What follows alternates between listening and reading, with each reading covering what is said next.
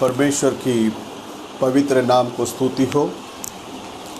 प्रभु परमेश्वर आज उसकी पवित्र कलीसिया एकत्रित होने के अवसर पर हम सब लोगों को प्रभु ने ऑनलाइन आराधना में भाग लेने के लिए जो अनुग्रह किए हैं, इसके लिए हम सब लोग अपने परमेश्वर को तन मन दिलों से हम धन्यवाद की भेंट चढ़ाएंगे। अपना महान परमेश्वर जो था, जो है और जो आने वाला प्रभु यीशु मसीह को हम हर एक जन अपने तहे दिल से हम धन्यवाद की भेंट चढ़ाएंगे। वो राजाओं का राजा है, प्रभुओं का प्रभु है, कल और आज युगान युग एक सा परमेश्वर। आज के दिन को हमारे जीवन के अंदर प्रभु ने जोड़ा है और आज के दिन में उसके सम्मुख में आने के लिए प्रभु ने दया किया है। इसलिए हम सब लोग अपने तन मन दिलों से हम अपने परमेश्वर को धन्यवाद की भेंट चढ़ाएंगे। स्तुति हो प्रभु जी, धन्यवाद लॉर्ड। प्रभु यीशु मसीह के नाम से आज की इस आराधना के लिए हम धन्यवाद करते हैं प्रभु जी। प्रभु यीशु नाज़री के नाम से आपका पवित्र सामर्थवान हाथ हमारे साथ में बने रहने देना। हमारे के ऊपर अनुग्रह करना परमेश्वर। आज की आराधना का ताबा आप लीजिए। आपकी सामर्थवान हाथ हमारे साथ में बने रहने देना परमेश्वर। आपका अनुग्रह हमारे साथ में रहकर प्रभु जी, जैसे अब तक संभाला चलाया वैसे आगे भी संभाल कर चलाने के लिए मैं प्रार्थना करता हूँ। हमारे गुनाहों को क्षमा कर, हमारे पापों को क्षमा कर, हमारे अधर्मों को क्षमा कर मेरे प्रभु। अनुग्रह करना परमेश्वर। जो कुछ भी गीत होगा आपके नाम की महिमा के लिए होने देना, और जो कुछ भी संदेश होगा वो भी आपके नाम की महिमा के लिए होने देना। BLJC के सभी परिवारजनों को प्रभु अपने आरोग्य भरे पंखों के तले छुपा लेना प्रभु जी। तेरे नाम की महिमा होने दे। सारा आदर महिमा गौरव हम आप ही को देते हैं। आशीष कीजिए, अगुवाई कीजिए। छोटी सी दुआ प्रभु यीशु मसीह के नाम से मांगते हैं, सुनकर कबूल कर लेना लॉर्ड, आमीन। तो आइए हम लोग गीतों की ओर आगे बढ़ेंगे। सॉन्ग किताब के अंदर से कुछ गीतों को गाएंगे हम लोग। इस सॉन्ग किताब के अंदर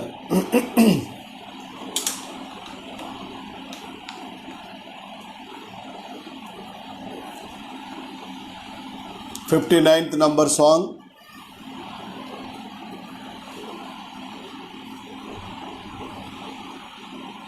यीशु है सच्चा गडरिया, हम उसके बेड़े हैं, जो सॉन्ग है उस सॉन्ग के जरिए हम लोग अपने परमेश्वर को धन्यवाद की भेंट चढ़ाएंगे। स्तुति हो प्रभु जी। यीशु है सच्चा गडरिया, उसके हम बेड़े हैं, हरी चराइयों में हमें चराता है। यीशु है सच्चा गडरिया, उसके हम बेड़े हैं, हरी चराइयों में हमें चराता है। वादी पहाड़ियों में ले चलता है, जहाँ पर सुखदाई झरने बहते हैं। ओ वादी पहाड़ियों में ले चलता है, जहाँ पर सुखदाई झरने बहते हैं। ओ यीशु है सच्चा गडरिया, उसके हम बेड़े हैं, हरी चराइयों में हमें चराता है। हालेलुया आमीन, हालेलुया आमीन, हालेलुया आमीन, हालेलुया आमीन। मार्गों में मेरी रक्षा वो करता है, शैतान के हाथों से हमें छुड़ाता है। मार्गों में मेरी रक्षा वो करता है, शैतान के हाथों से हमें छुड़ाता है। यीशु है सच्चा गड़रिया, उसके हम बेड़े हैं, अरे चराइयों में हमें चराता है। हालेलुया आमीन, हालेलुया आमीन, हालेलुया आमीन, हालेलुया आमीन। हमको किसी का अब तो डर नहीं है, क्योंकि यीशु जो मेरे साथी है। हमको किसी का अब तो डर नहीं है, क्योंकि यीशु जो मेरा साथी है। हालेलुया आमीन, हालेलुया आमीन, हालेलुया आमीन, हालेलुया आमीन। यीशु है सच्चा गड़रिया, उसके हम बेड़े हैं, अरे चराइयों में हमें चराता है। हालेलुया आमीन, हालेलुया आमीन, हालेलुया आमीन, हालेलुया आमीन। आमीन जीसस, परमेश्वर के नाम की महिमा हो। आइए हम लोग और एक हिंदी गीत गाएंगे इस सॉन्ग किताब के अंदर से, 63 नंबर सॉन्ग, यीशु साथ आएगा, अद्भुत काम सब करेगा। यह गीत हम सब लोगों को मालूम है, इसलिए हम सब जन मिलकर इस गीत के जरिए हम अपने परमेश्वर के नाम की महिमा करेंगे। यीशु साथ आएगा, अद्भुत काम सब करेगा। यीशु साथ आएगा, अद्भुत काम सब करेगा। रोग और भूतों को भगाएगा, रोग और भूतों को भगाएगा। टूटे दिलों को वो चंगा करेगा, टूटे दिलों को वो चंगा करेगा। यीशु साथ आएगा, अद्भुत काम सब करेगा। यीशु साथ आएगा, अद्भुत काम सब करेगा। तकलीफ दुखों को दूर करेगा, तकलीफ दुखों को दूर करेगा। आनंद और शांति वो मुझे देगा, आनंद और शांति वो मुझे देगा। यीशु साथ आएगा, अद्भुत काम सब करेगा। यीशु साथ आएगा, अद्भुत काम सब करेगा।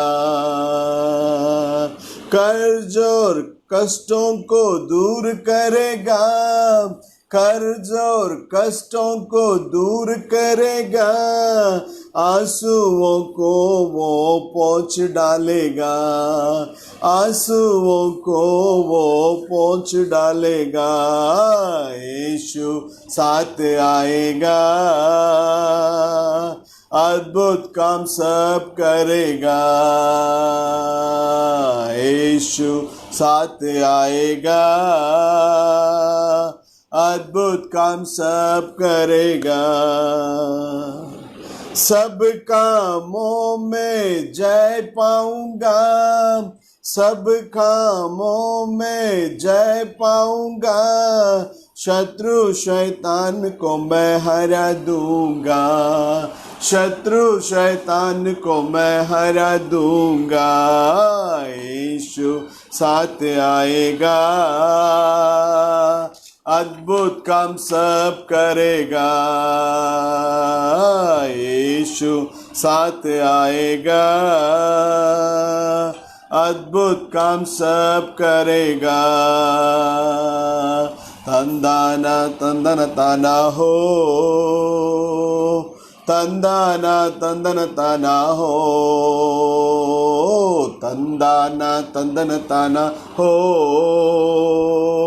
तंदाना तंदन ताना हो।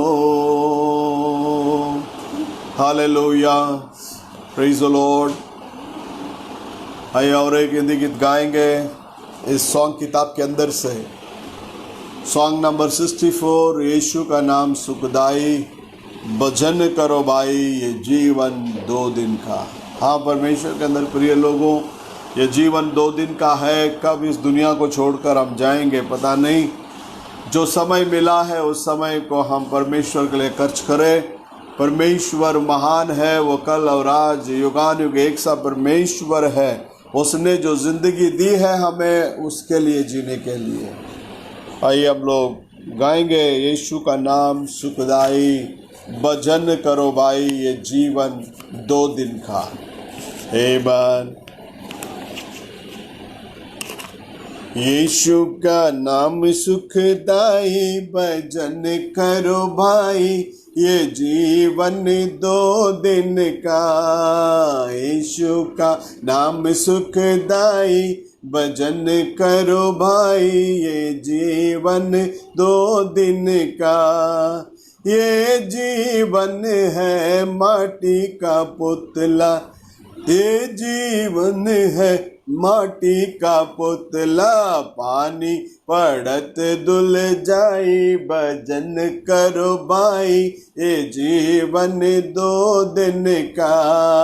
पानी पड़त धुल जाई, भजन करो भाई ये जीवन 2 दिन का। यीशु का नाम सुखदाई, भजन करो भाई ये जीवन 2 दिन का। यीशु का नाम सुखदाई, भजन करो भाई ये जीवन 2 दिन का।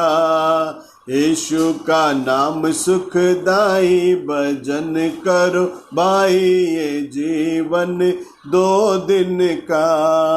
यीशु का नाम सुखदाई, भजन करो भाई ये जीवन 2 दिन का। ये जीवन है फूलों की माला, ये जीवन है फूलों की माला, धूप लगत मुरझाई, भजन करो भाई ये जीवन 2 दिन का। धूप लगत मुरझाई, भजन करो भाई ये जीवन 2 दिन का। यीशु का नाम सुखदाई, भजन करो भाई ये जीवन 2 दिन का। ये जीवन है चंदन की लकड़ी, ये जीवन है चंदन की लकड़ी, आग लगत जल जाए भजन करो भाई, ये जीवन 2 दिन का, आग लगत जल जाए भजन करो भाई, ये जीवन 2 दिन का, यीशु का नाम सुखदाई भजन करो भाई, ये जीवन 2 दिन का, ये जीवन है कागज का टुकड़ा, ये जीवन है कागज का टुकड़ा, हवा लगत उड़ जाए भजन करो भाई, ये जीवन 2 दिन का,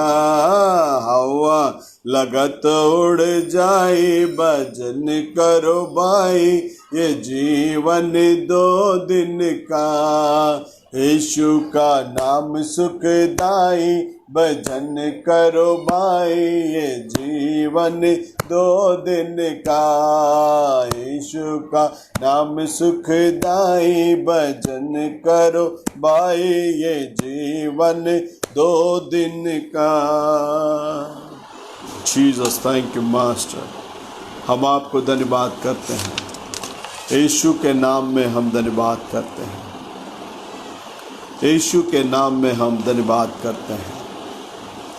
आइए हम गीत गाएंगे, गीत नंबर 72 72, और गीत यीशु के संग जाएंगे हम, रहेंगे हम यीशु के संग, इस गीत के जरिए हम परमेश्वर के नाम की महिमा करेंगे। परमेश्वर के अंदर प्रिय लोगों, कभी ना कभी हम सभी को इस दुनिया को छोड़कर जाना है, लेकिन अब हम यदि परमेश्वर के साथ चलेंगे तो हम परमेश्वर के साथ में वहाँ भी रह सकते हैं। हाँ परमेश्वर के अंदर प्रिय लोगों, यीशु के संग जाएंगे हम, रहेंगे हम यीशु के संग।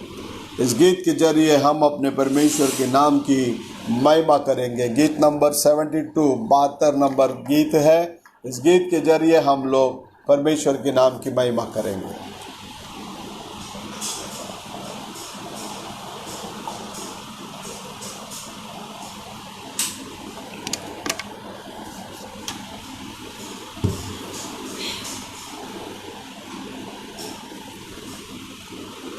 यीशु के संग जाएंगे हम, रहेंगे हम संग। यीशु के संग जाएंगे हम, रहेंगे हम यीशु के संग।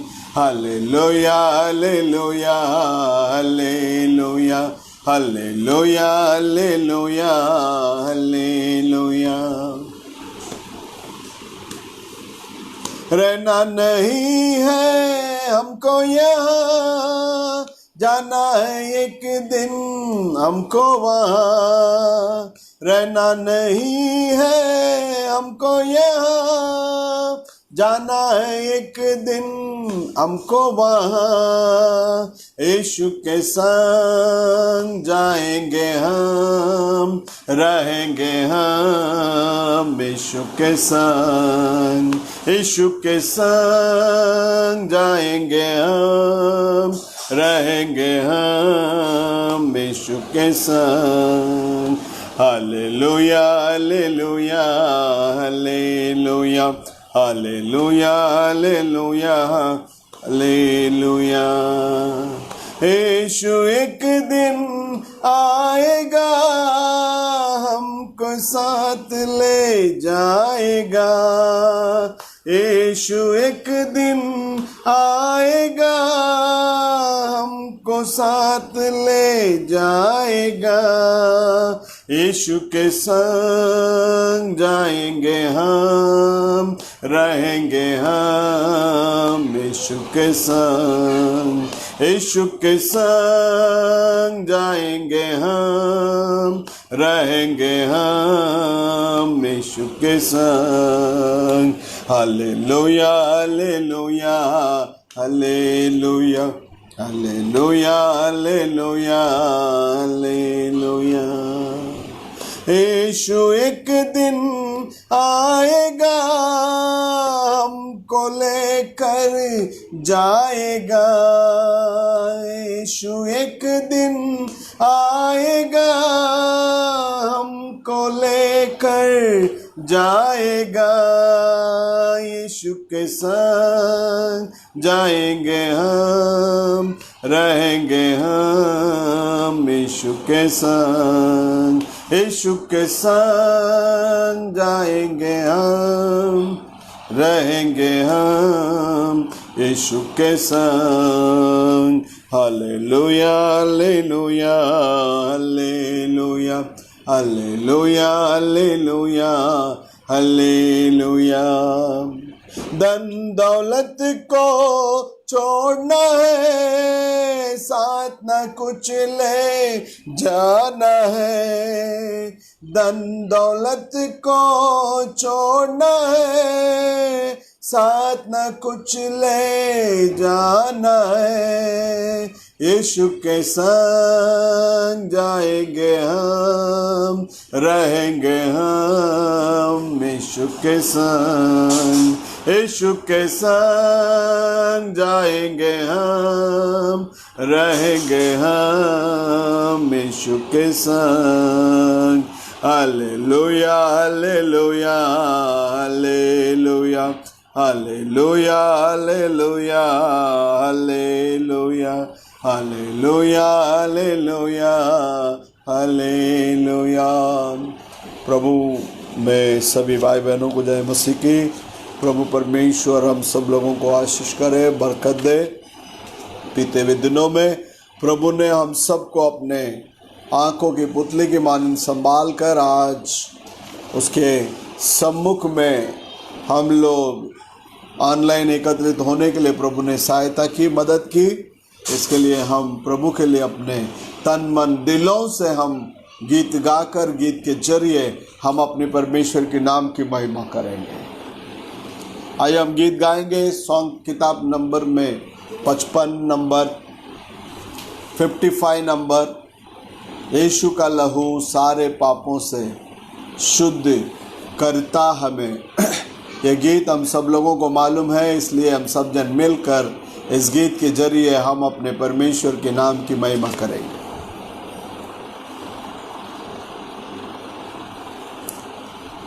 यीशु का लहू सारे पापों से शुद्ध करता में। यीशु का लहू सारे पापों से शुद्ध करता में। उद्धार देता, शांति देता, अनंत जीवन भी देता। यीशु का लहू सारे पापों से शुद्ध करता में। यीशु का लहू सारे पापों से शुद्ध करता में। ऐसा कभी ना सोचो मन में, बेकार का है ये जीवन। ऐसा कभी ना सोचो मन में, बेकार का है ये जीवन।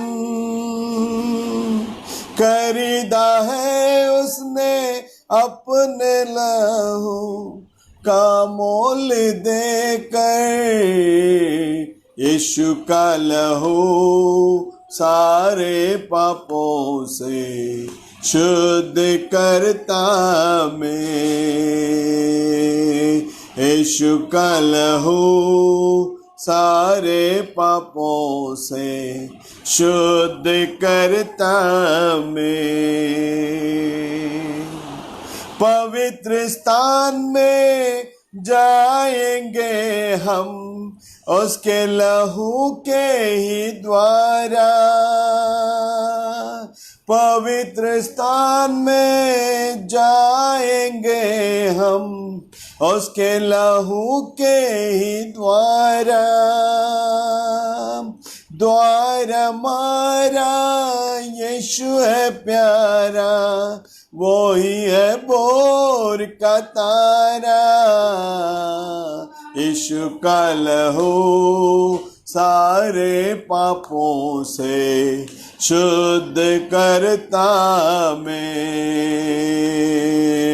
यीशु का लहू सारे पापों से शुद्ध करता मैं। ना ही हम खुद के ना दुनिया के, हम तो है यीशु मसीह के। ना ही हम खुद के ना दुनिया के, हम तो है यीशु मसीह के। हम विश्वासी इस जहां में गवाह है उसके लहू के। यीशु का लहू सारे पापों से शुद्ध करता मैं। यीशु का लहू सारे पापों से शुद्ध करता मैं। उद्धार देता, शांति देता, अनंत जीवन भी देता। उद्धार देता, शांति देता, अनंत जीवन भी देता। यीशु का लहू सारे पापों से शुद्ध करता मैं। यीशु का लहू सारे पापों से शुद्ध करता मैं। ऐसा कभी ना सोच मन में, बेकार का है ये जीवन। ऐसा कभी ना सोच मन में, बेकार का है ये जीवन। खरीदा है उसने अपने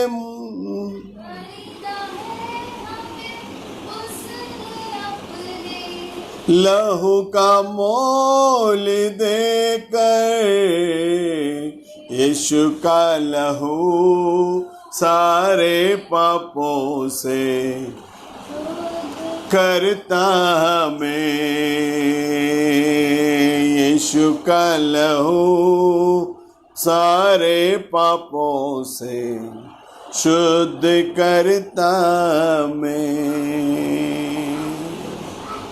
जीसस, थैंक यू लॉर्ड। आइए हम दुआ करेंगे।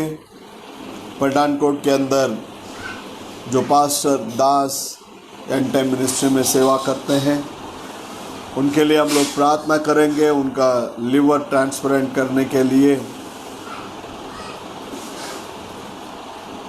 सारी कोशिशें जारी है और उसके लिए खर्चा लगभग 30 लाख रुपया लगेगा करके उन्होंने बताए थे। फेसबुक के अंदर पोस्ट किए थे। मसीह में वो हमारे प्यारे भाई है, एक अच्छा और एक उत्तम सेवक और एंड टाइम संदेश के लिए एकदम मजबूत खंबा है वो पठानकोट के अंदर। उस भाई के लिए हम लोग दुआ करेंगे ताकि परमेश्वर उनकी हर ज़रूरतों को पूरा करे और फिर से उनको परमेश्वर अपने सेवकाई के अंदर उठाकर इस्तेमाल करने के लिए पूर्ण रीति से चंगाई को बख्शने के लिए हम दुआ करेंगे। स्तुति हो प्रभु जी, धन्यवाद लॉर्ड। प्रभु यीशु मसीह के नाम से हम धन्यवाद करते हैं अब्बा परमेश्वर, इस सुबह के अवसर पर प्रभु जी आपके दास पास्टर दास के लिए हम लोग दुआ करते हैं। प्रभु जी उनका जो लिवर ट्रांसप्लांट के लिए परमेश्वर जो 30 लाख रुपए की ज़रूरत है करके हम लोगों ने फेसबुक के अंदर पढ़े थे। परमेश्वर प्रभु आपका सामर्थ्यवान हाथ उस पास्टर जी को छूने देना, पास्टर दास को टच करने देना। परमेश्वर आपका अनुग्रह का हाथों से उन्हें छूकर पूर्ण रीति से चंगा करना। मेरे प्रभु जी लार्ड, आप कल और आज युगानुग एक सा परमेश्वर है। बेचैनी करके संदेश के अंदर नबी के पास एक बच्चे को ले आया गया, उसका लंग्स पूर्ण रीति से खराब हुआ था।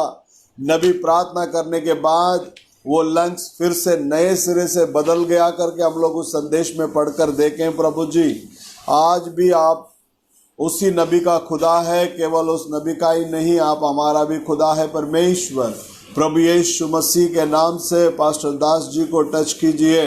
पास्टर दास जी को सर से लेकर पैर के तले तक आपका सामर्थ्यवान हाथों से उन्हें छू लीजिए। परमेश्वर छूकर परमेश्वर उस लिवर को नए सिरे से प्रभु जी सृष्टि करने के लिए हम दुआ करते हैं। राजा यीशु मसीह के नाम से आपका सामर्थ्यवान हाथों से पास्टर दास जी को टच कीजिए। परमेश्वर अनुग्रह करना परमेश्वर। और खुदा बाप वो 30 लाख रुपए आपके लिए कोई बड़ी रकम नहीं है। प्रभु यीशु मसीह के नाम से आप उसको अरेंज कर सकते हैं। मेरे परमेश्वर प्रभु जी अनुग्रह करना, दया करना। उस पोस्ट को जितने भी एंड टाइम के मिनिस्टर लोग देखेंगे सबके हृदय में प्रेरणा करना। प्रभु भाई के उस लिवर ट्रांसप्लांट ऑपरेशन के लिए मदद करने के तो सहायता कीजिए, मदद कीजिए। सारा आदर महिमा गौरव हम आप ही को देते हैं। प्रभु जी आशीष करना, अगुवाई करना। छोटी सी दुआ प्रभु यीशु मसीह के नाम से मांगते हैं, सुनकर कबूल कर लेना लॉर्ड, आमीन। थैंक यू जीसस, आपने हमारी प्रार्थना को सुनी और उत्तर दी करके हम आपको धन्यवाद देते हैं। थैंक यू बाप, थैंक यू जीसस, हालेलुया। धन्यवाद हो प्रभु जी, धन्यवाद हो खुदा मसीह, धन्यवाद धन्यवाद धन्यवाद धन्यवाद। यीशु मसीह के नाम से हम आपको धन्यवाद करते हैं। यीशु मसीह के नाम से हम आपको धन्यवाद करते हैं। यीशु मसीह के नाम से हम आपको धन्यवाद करते हैं। हालेलुया हालेलुया हालेलुया। Thank you Jesus, thank you Jesus, thank you Jesus, thank you Jesus. हालेलुया हालेलुया हालेलुया हालेलुया हालेलुया हालेलुया। थैंक यू मास्टर, हालेलुया। यीशु मसीह के नाम से धन्यवाद धन्यवाद धन्यवाद धन्यवाद। अनुग्रह करना प्रभु जी, अनुग्रह करना, दया करना मेरे परमेश्वर। यीशु मसीह के नाम से सारे बीएल जैसी परिवार में आपका अनुग्रह का हाथ उतरने देना। आप संभालिए, आप चलाइए, आपके नाम की महिमा के लिए सारा आदर महिमा गौरव हम आप ही को देते हैं। छोटी सी दुआ प्रभु यीशु के नाम से मांगते हैं प्रभु जी, हालेलुया। थैंक यू मास्टर, हालेलुया। Thank you Jesus. आइए अब हम लोग और एक हिंदी गीत गाएंगे इस सॉन्ग किताब के अंदर से 116वां नंबर गीत, भरपूर जीवन तेरे लिए। ये गीत हम सब लोगों को मालूम है। हम सब लोग मिलकर इस गीत के जरिए हम अपने परमेश्वर के नाम की महिमा करेंगे। आमीन।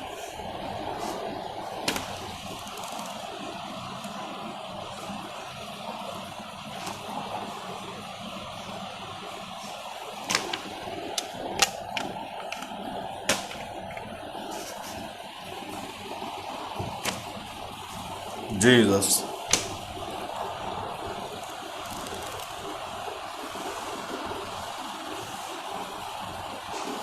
भरपूर जीवन तेरे लिए, भरपूर जीवन तेरे लिए यीशु लाया है, तेरे लिए यीशु लाया है, तेरे लिए भरपूर जीवन तेरे लिए, भरपूर जीवन तेरे लिए। जीवन से तक करी है क्यों उदास,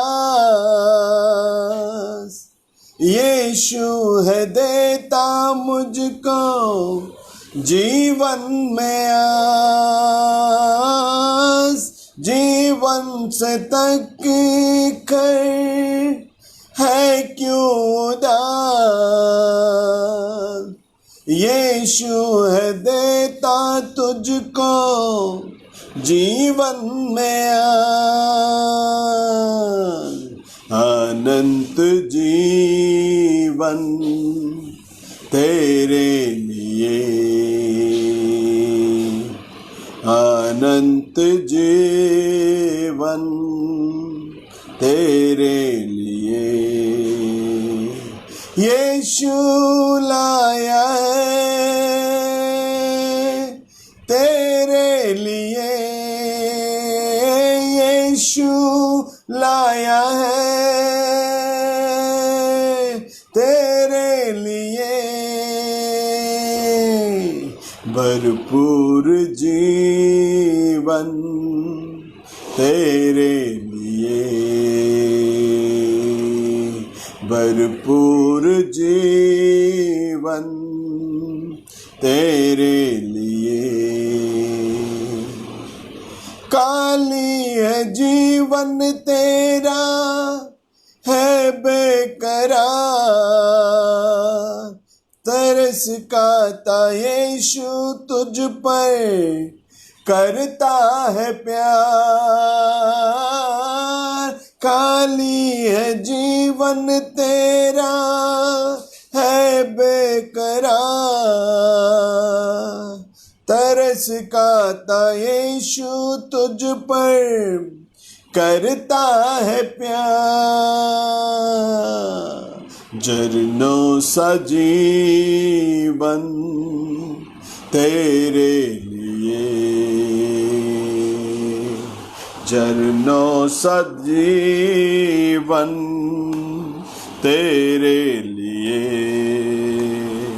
यीशु लाया है तेरे लिए, यीशु लाया है तेरे लिए। भरपूर जीवन तेरे लिए, भरपूर जीवन तेरे लिए। यीशु बुलाता तुझको आ यीशु पार, जीवन के जल को पीकर बुझा अपनी प्यास। यीशु बुलाता तुझको हाँ यीशु पार, जीवन के जल को पीकर बुझा अपनी प्यास। नदियों सा जीवन तेरे लिए, नदियों सा जीवन तेरे लिए। यीशु लाया है तेरे लिए, यीशु लाया है तेरे लिए।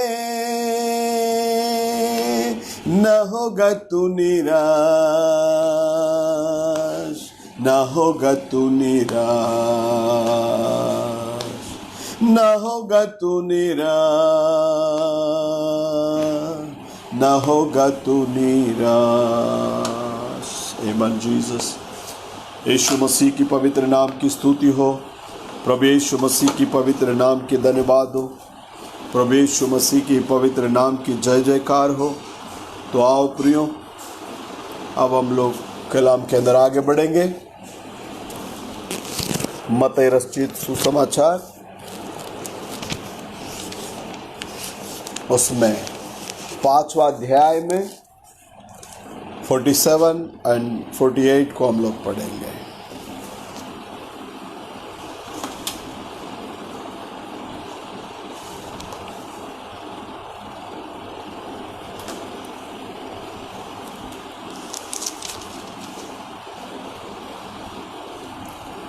(47 and 48)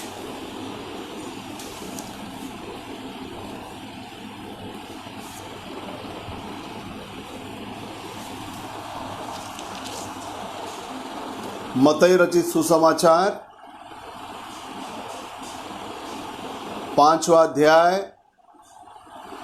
और उसमें हम लोग 47 एंड 48 को देखेंगे।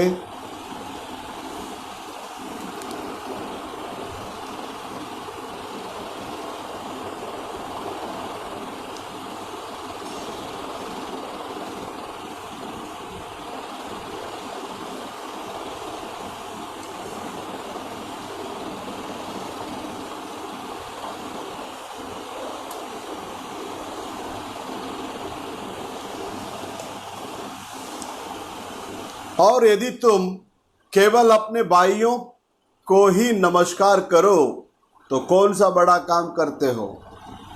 क्या अन्य जाति भी ऐसा नहीं करते? इसलिए चाहिए कि तुम सिद्ध बनो जैसा तुम्हारा स्वर्गीय पिता सिद्ध है। परमेश्वर का पाक कलाम कहता है, मराठी में पढ़ता हूं, आणि तुम्ही आपल्या बहुजनांना मात्र सलाम करीत असला तर त्यात विशेष ते काय करता? परराष्ट्रही तसेच करतात ना?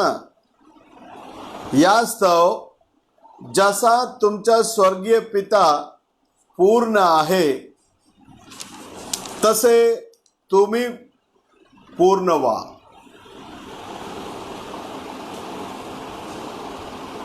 तमिल में पढ़ता हूं। உங்கள் சகோதரரை மாத்திரம் வாழ்த்துவீர்களானால் நீங்கள் விசேஷித்து செய்கிறது என்ன? ஆயக்காரரும் அப்படி செய்கிறார்கள் அல்லவா?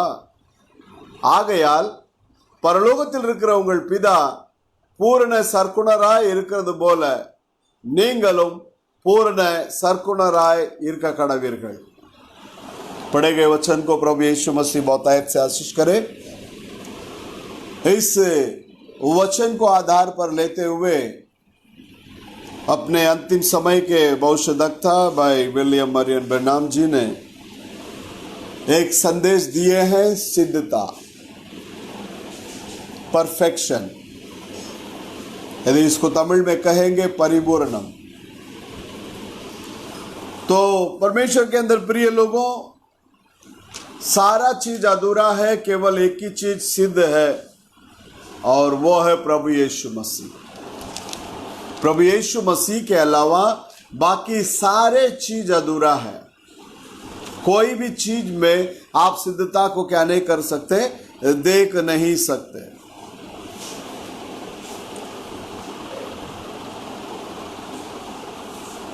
हमारा परमेश्वर सिद्ध है, इसके लिए वो सिद्धता को चाहते हैं।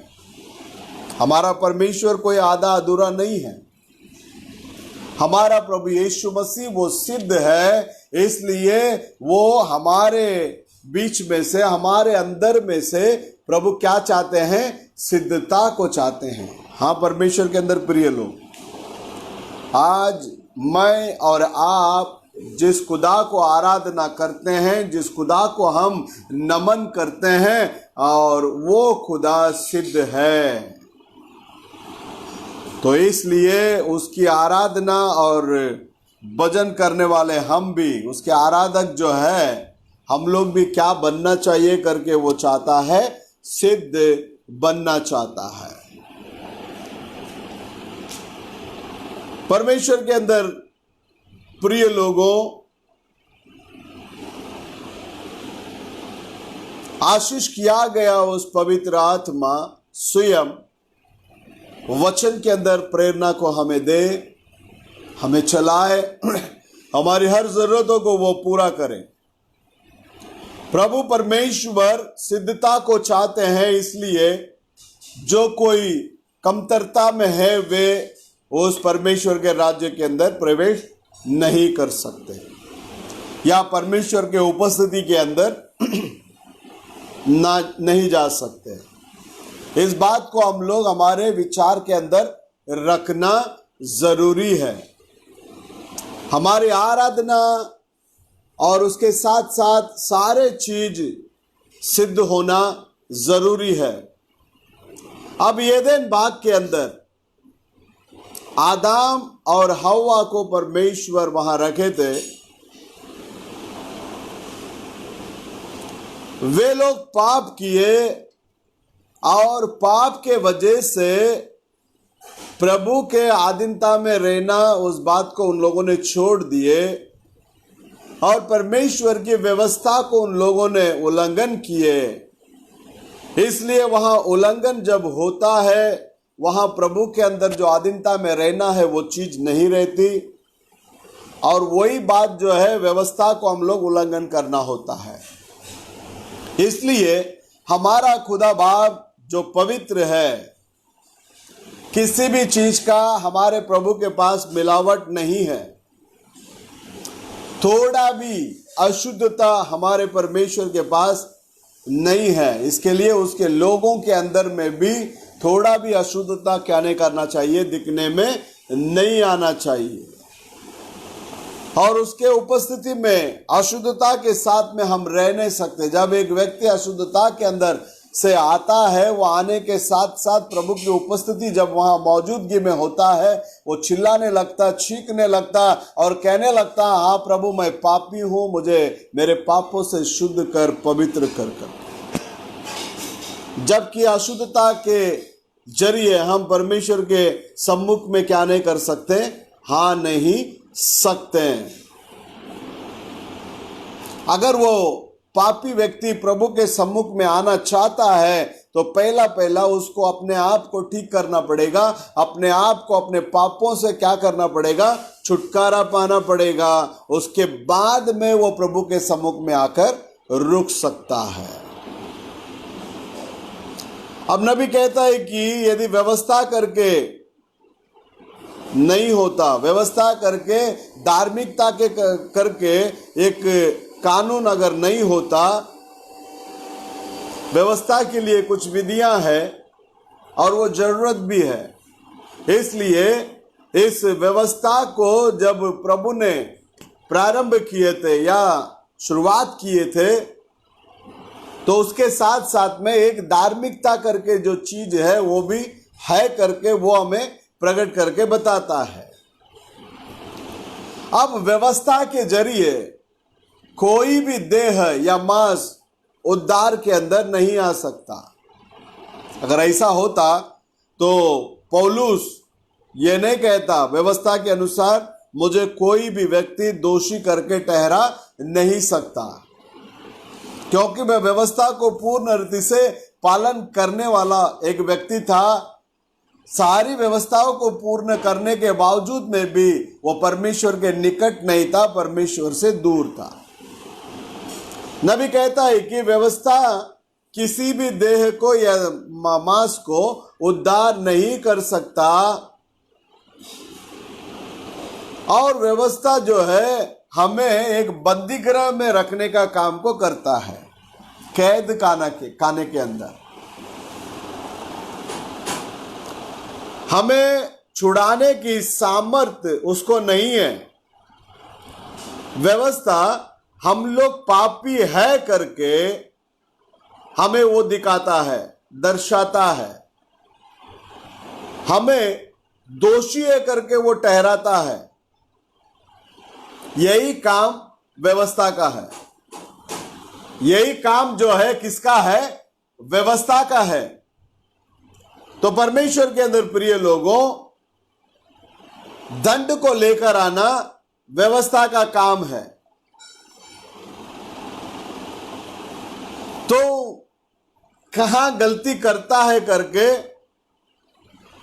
तुम्हें बताने का काम यह व्यवस्था करता है। इसलिए व्यवस्था अपने आप में उद्धार नहीं कर सकता। वो केवल और केवल हमें दोषी करके ठहरा सकता है। वो केवल और केवल हमें दोषी करके क्या कर सकता है? ठहरा सकता है। उतना ही नहीं, हमारा प्रभु पवित्र और धर्मी होने के कारण वो निश्चय उस सारे बातों के बारे में वो पूछताछ करने वाला है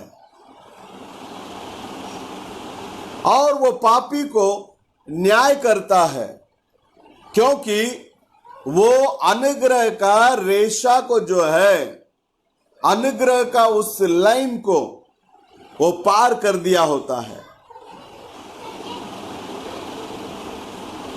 हाँ प्रियो, हर एक कानून जो है, कानून के साथ वहां दंड भी होना जरूरी है। अगर कानून के साथ में यदि दंड नहीं होता तो वो कानून का कोई मायने नहीं रखता। इसलिए परमेश्वर का व्यवस्था को जो कोई उल्लंघन करता है उसके लिए दंड जो है सजाए मौत, वो मौत को ही लेकर आना है। और पूरे मानव जाति ये व्यवस्था के दंड के योग्य है, पूर्ण मानव जाति। आज दुनिया के अंदर बहुत सारे जात है, बहुत सारे धर्म है, ये सब इंसान लोगों ने बनाकर ले लिए, लेकिन परमेश्वर के लिए एक ही चीज है, हम सब मानव जाति है।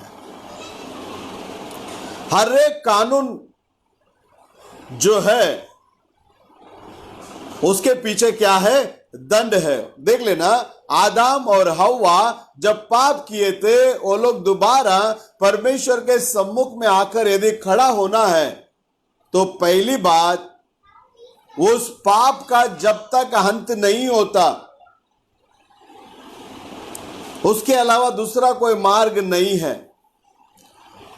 पाप किया हुआ प्रत्येक व्यक्ति, वो छोटा हो या बड़ा, वो किस तरह का पाप क्यों ना हो, पाप को किया हुआ व्यक्ति पवित्र परमेश्वर के उपस्थिति में आकर खड़े होने के पहले वो प्रत्येक पाप जो है उसका निवारण होना जरूरी है। प्रत्येक पाप का निवारण होना, भगाओ उनको, प्रत्येक पाप का निवारण होना बहुत ही जरूरी है। इसलिए आदम और हव्वा जब पाप किए, व्यवस्था का उल्लंघन किए, वे लोग मरण के हकदार बन गए। वहां व्यवस्था जब पूर्ण होने के समय में था और वही सारे मानव जाति को मरण के दंड के अंदर लेकर आ गया। हम केवल अब अपने विचार के अंदर दूसरे किसी भी बातों को ना सोचते हुए शांतिपूर्वक रहकर इस महत्वपूर्ण दृश्य को हम लोग देखेंगे करके नबी कहता है। तब प्रत्येक व्यक्ति इसी स्थिति के अंदर रहते हैं, इसे महसूस करना जरूरी है। और मानव जाति के जो सिर आदम के वजह से, जब परमेश्वर का वचन को उसने उल्लंघन किया, इस वजह से प्रत्येक व्यक्ति पाप के अंदर आ गए और उसी के उल्लंघन के वजह से प्रत्येक पुरुष या स्त्री या बच्चे मरण के हकदार बन गए। इसलिए उस पाप को अंत करना जरूरी है। उस पाप के लिए एक प्रायश्चित करना जरूरी है। इसलिए परमेश्वर स्वयं अपने सीमा रहित प्रेम से, उसका प्रेम के लिए कोई सीमा नहीं है, उस सीमा रहित प्रेम से उस व्यवस्था जब एक पापी को उस सृजनहार से अलग कर दिया था, उसके बाद पूर्ण रीति से उसको नाश करना था। जब पाप को अंत करने के लिए वो परमेश्वर आना जरूरी था, उसके अलावा दूसरा कोई रास्ता ही नहीं था। परमेश्वर ही आकर उस पाप को अंत किया, उस पाप का जो कुछ भी हिसाब किताब है उसको पूरा किया। एक पापी दोबारा आने के लिए किसी भी तरह का रास्ता नहीं था परमेश्वर के पास, इसलिए परमेश्वर को खुद उतरकर आना पड़ा करके नबी कहते हैं। अब देखिए, परमेश्वर के उपस्थिति में से पूर्ण रीति से जुदा हुआ मनुष्य परमेश्वर से अलग कर दिया। ये पाप ने, पाप मनुष्य को परमेश्वर से यदि अलग कर दिया है, ये बात सच है, तो आज आपका और मेरा जब यीशु मसीह के लहू से, यीशु मसीह के नाम से जब हम बपतिस्मा लेकर अपने पापों को धोकर शुद्ध होने के बाद जब हम प्रभु के उपस्थिति में आते हैं, एक पाप प्रभु से उनको दूर किया था, आज आपका और मेरा पाप क्षमा होने के बाद अब हम दूर नहीं है, अब हम उसके करीब है। शास्त्र लेख हमें वही बात को सिखाता है। यदि हम एफेसियों के किताब के अंदर देखेंगे, एफेसियों के किताब के अंदर इस रीति से पौलुस वर्णन करता है, पहले हम दूर थे, पहले हम लोग कैसे थे? दूर थे। अभी हम लोग दूर नहीं है, अब हम लोग उसके करीब है।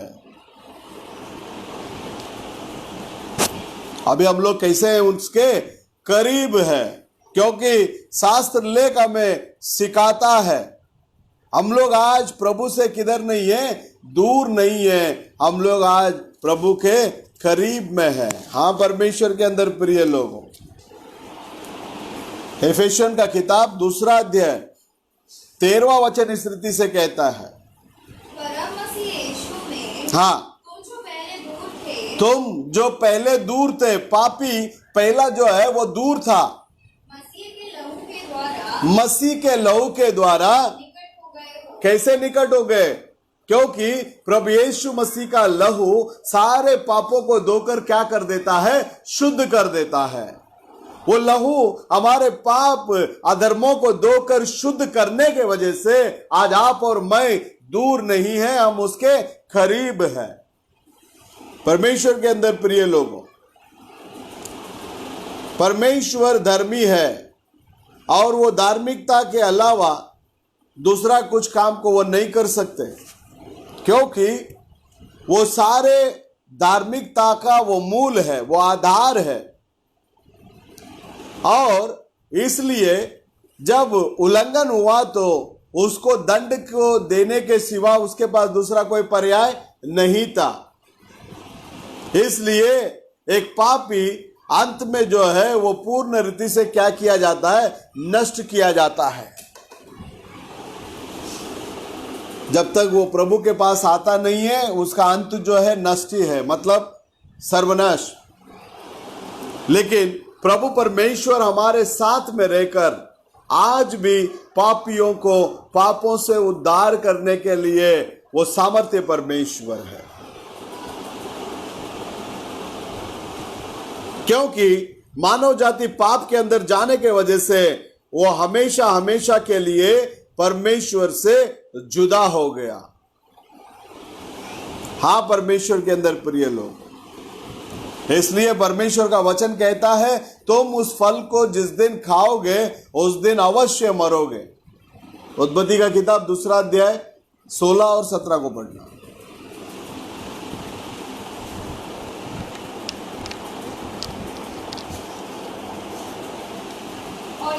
परमेश्वर ने आदम को यह आज्ञा दी, तू वाटिका के सब वृक्षों का फल बिना खटके खा सकता है, पर भले या बुरे के ज्ञान का हाँ जो वृक्ष है उसका फल तू कभी न खाना, क्योंकि जिस दिन तू उसका फल खाएगा उसी दिन अवश्य मर जाएगा। जिस दिन तुम उसका फल खाओगे उस दिन अवश्य तुम क्या हो जाओगे, मर जाओगे। ये प्रभु का वचन था। उस फल को जिस दिन तुम खाओगे उस दिन में तुम क्या हो जाओगे, मर जाओगे। मरण का क्या मीनिंग है? नबी का संदेश में यदि हम देखेंगे, मरण बोलने से परमेश्वर से जुदाई। अब ये लोग पाप करने के वजह से प्रभु से इन लोग क्या हो गए, अलग हो गए। टोटली प्रभु के उपस्थिति से वो हमेशा हमेशा के लिए क्या हो जाता है, जुदा हो जाता है। हाँ, परमेश्वर के अंदर प्रिय लोगों, परमेश्वर का पाक कलाम कहता है तुम जिस दिन उस फल को खाओगे उस दिन तुम अवश्य क्या करोगे, मरोगे। अब परमेश्वर के गुणों के बारे में यदि हम देखते हैं, परमेश्वर स्वयं प्रेम है। इस रीति से पवित्र शास्त्र हमें एकदम सफाई से बात करता है। वो प्रेमी है, वो धर्मी है, ऐसा रहना अवश्य है करके बोलता है। इसलिए प्रेम करके जब कहलाने के समय में वो प्रेम हमें सुधारता है, वो प्रेम हमें ताड़ना देता है, वो प्रेम हमें सिद्धता के अंदर लेकर आने के लिए वो प्रयास करता है, क्योंकि परमेश्वर का प्रेम वो परमेश्वर का धार्मिकता है। अब परमेश्वर के बच्चे लोग उसकी व्यवस्था को उल्लंघन करने के वजह से मरण के हकदार होकर वो मरने लगे। इस बात को जब परमेश्वर ने देखा, उसका अनंत प्रेम उनके लिए एक मार्ग को तैयार करने के लिए वो दृश्य में उतर कर आया करके नबी यहां वर्णन करते हैं। मानव जाति पाप के अंदर गिरकर मरते जा रहा है, मरते जा रहा है, मरते जा रहा है, लेकिन उस परमेश्वर का अनंत प्रेम, ये लोग मरते जा रहे हैं, इनके लिए एक मार्ग तैयार करना जरूरी है करके तो परमेश्वर स्वयं उतर कर आए एक रास्ता को बनाने के लिए। वो दृश्य में उतर कर आए करके यहां नबी कहते हैं, क्योंकि उसके बच्चे लोग उसके सम्मुख से पूर्ण रीति से जुदा हो गए और जुदा होने का लायक ही वो लोगों ने काम किए। उस बात को परमेश्वर ने देखा। वे लोग जब व्यवस्था को उल्लंघन किए, उनके लिए व्यवस्था के अनुसार केवल और केवल मरण ही दंड है, उसके अलावा दूसरा कोई रास्ता नहीं था। उस समय में स्वयं परमेश्वर का प्रेम उनके लोगों के लिए वो उतर कर आया। वहां ईश्वरीय प्रेम जब प्रकट होता है तब उस ईश्वर, उस परमेश्वर का अनुग्रह और वो प्रेम एक चीज को उत्पन्न करता है। परमेश्वर अपने पहले से ही जानने का क्षमता से, फोर नॉलेज, पहले से ही जानने की उस क्षमता से वो जानता है कौन उद्धार पाने वाले हैं और कौन उद्धार नहीं पाने वाले हैं। हां, परमेश्वर के अंदर प्रिय लोग, परमेश्वर अपने लोगों को इतना उसने प्रेम किया, इसलिए उस दंड से उनको बाहर लेकर आने के लिए एदेन बाग के अंदर उनके लिए उस दंड से बाहर लेकर आने के लिए दूसरा एक का मरण का जो है, मरण के लिए दूसरा एक चीज को परमेश्वर ने तैयार किया। वहां निष्कपट, किसी भी प्रकार का पाप को नहीं जानता हुआ एक छोटा सा जानवर, उस मेमने को उनके बदले में, आदम और हव्वा के बदले में मरने के लिए और उस स्थान पर उस मेमना को क्या किया? बलिदान किया। वहां मारा गया मेमना, नबी कहता है आने वाले दिनों में जो मसीह के विचार के अंदर था, मैं एक दिन में मेरे बच्चों को छुड़ाने के लिए यही मेमना बनकर, इस दुनिया का पाप को उठाने वाला मेमना बनकर इस संसार में मैं क्या करूंगा? आऊंगा करके वो आने वाले दिनों में होने वाले बातों की छावनी के रूप में वहां एक मेमना को प्रभु ने क्या किया? बलिदान किया और वो लोग बच गए। अब नबी कहता है कि पूर्ण जुना करार के अंदर उनका मरण को लेने के लिए उनके बदले में मेमना और उसके मेमना का लहू, उसके बाद में बकरों का लहू, उसके बाद में बैलों का लहू, इसको बलि चढ़ाकर वे लोग आगे बढ़ते थे।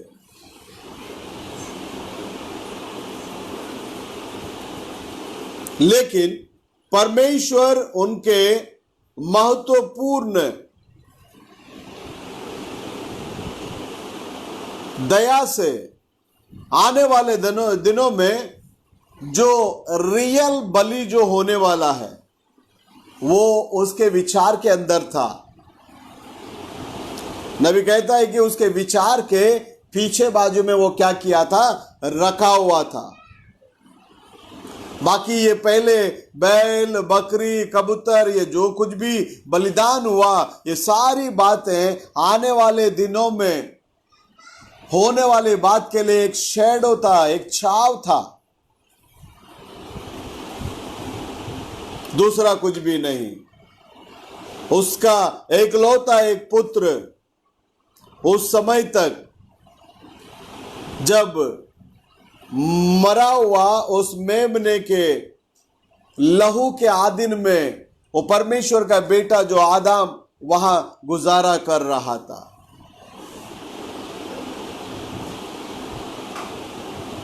ये सारे बलिदान जो है आने वाले दिनों में जो कलवरी पर होने वाली उस भयानक दृश्य को वो बाहर प्रकट करके बता रहा था करके यहां नबी वर्णन करते हैं।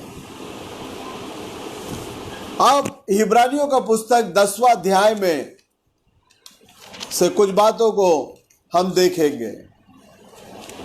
इब्रानियों का पुस्तक 10वां अध्याय में पहला वचन,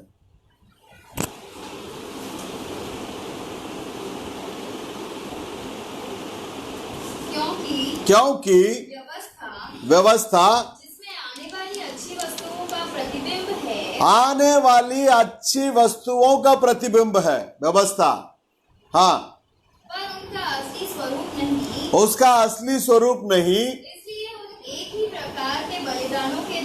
इसलिए एक ही प्रकार के बलिदानों के द्वारा प्रतिवर्ष अचूक चढ़ाए जाते हैं, प्रतिवर्ष वो क्या किए जाते थे? चढ़ाए जाते थे प्रतिवर्ष। हाँ, नीचे पास आने वालों को कदापि सिद्ध नहीं कर सकते। ये बलिदान जितने भी जुना करार के अंदर चढ़ाया था उसमें से एक भी बलि मनुष्य को सिद्धता के अंदर लेकर नहीं आ सकता है।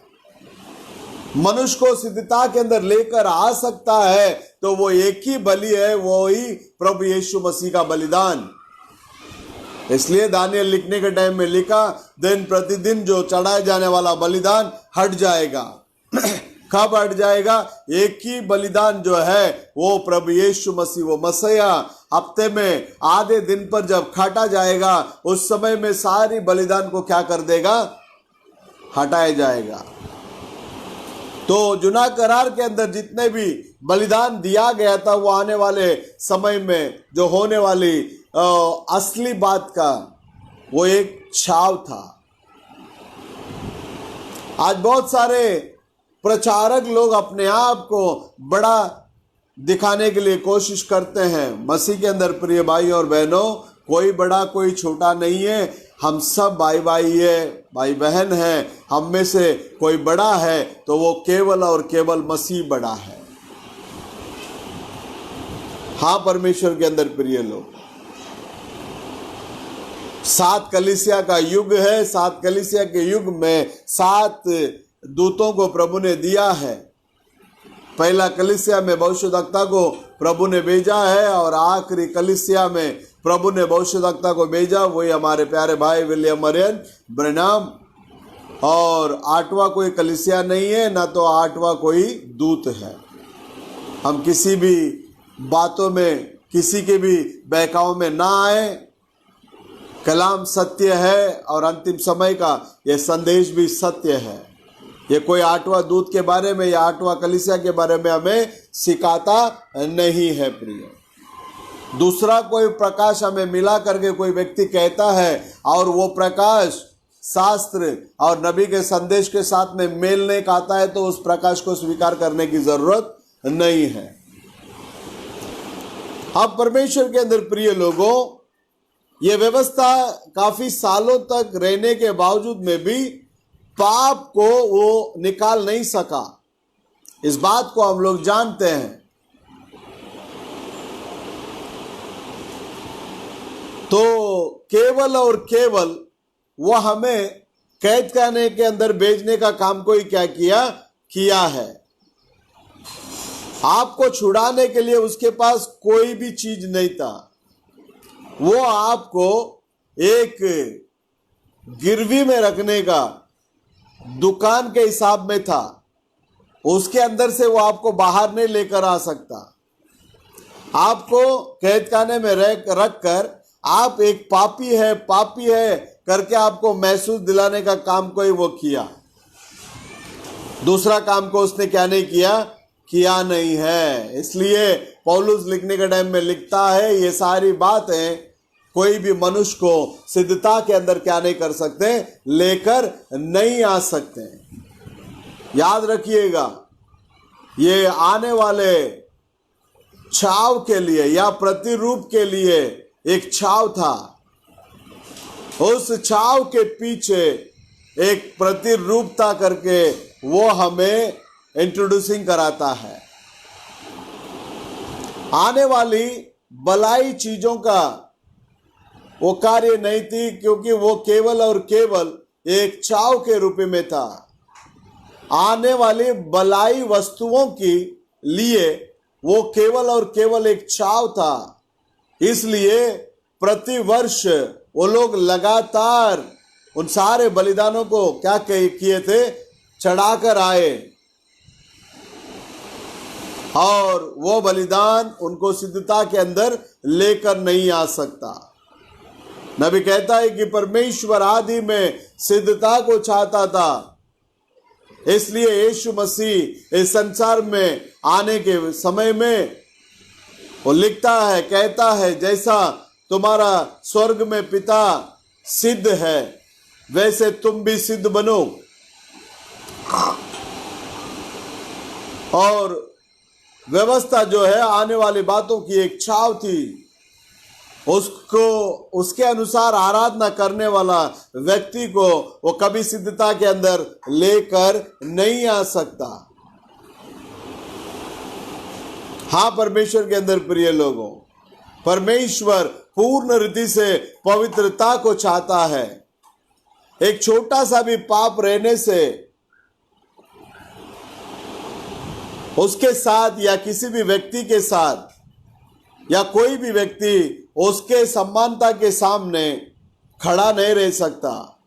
यीशु मसीह उसी बात को गवाही के रूप में यहां बताते हैं, स्वर्ग में तुम्हारा पिता जैसे सिद्ध है वैसे तुम लोग भी सिद्ध बनो। आज हमें सिद्ध बनाने वाला कोई व्यक्ति है तो केवल और केवल प्रभु यीशु मसीह है।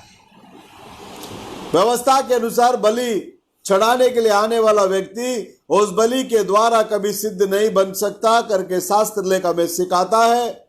इसका मतलब व्यवस्था किसी भी व्यक्ति को सिद्धता के अंदर लेकर नहीं आ सकता। इसलिए आज आप और मैं व्यवस्था के अंदर नहीं है, आज आप और मैं प्रभु के अनुग्रह के अंदर है, प्रभु के प्रेम के अंदर है।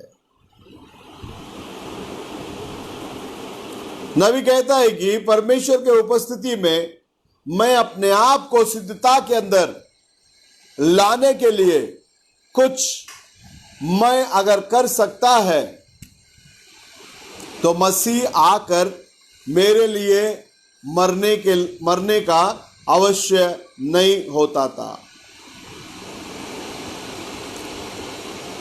आप परमेश्वर के उपस्थिति में आने के लिए, उस योग्यता को पाने के लिए आप स्वयं से कुछ भी नहीं कर सकते।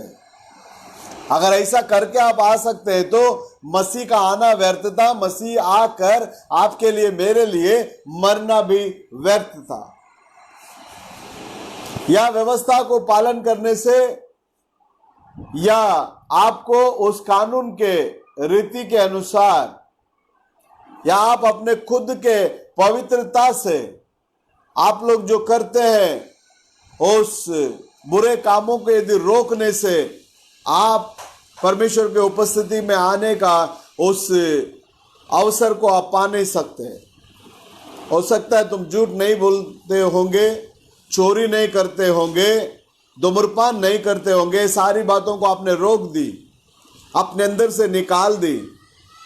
या फिल्में देखने वाले होंगे, फिल्म देखने के लिए जाने वाले होंगे, वहां उसको भी आपने बंद कर दी, फिर भी आप परमेश्वर की उपस्थिति में आने के लिए लायक नहीं है, फिर भी आप खोए हुए हैं।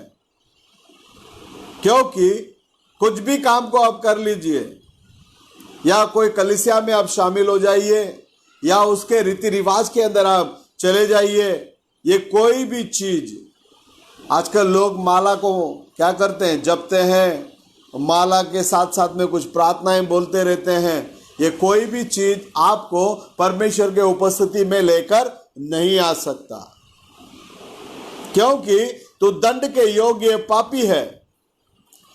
तू अपने आप में कुछ करके